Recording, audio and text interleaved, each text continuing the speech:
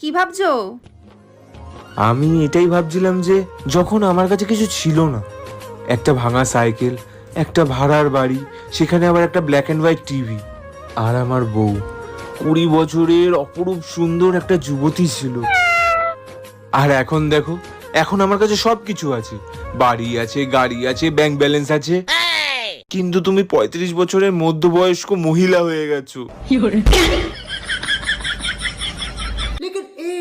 আচ্ছা ঠিক আছে, তুমি যদি 20 বছরের মেয়েকে বিয়ে করতে চাও তাহলে করে নাও। হ্যাঁ, সত্যি? কিন্তু হ্যাঁ, সেই তোমার কাছে ভাঙা সাইকেল, ভাড়ার বাড়ি আর সেই ব্ল্যাক অ্যান্ড হোয়াইট টিভি থাকবে, ঠিক আছে?